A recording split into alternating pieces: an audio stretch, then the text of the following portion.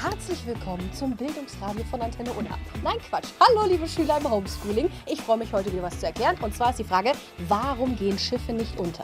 Also ich habe jetzt kein Schiff, aber ein Flugzeug. Das geht aber auch nicht unter.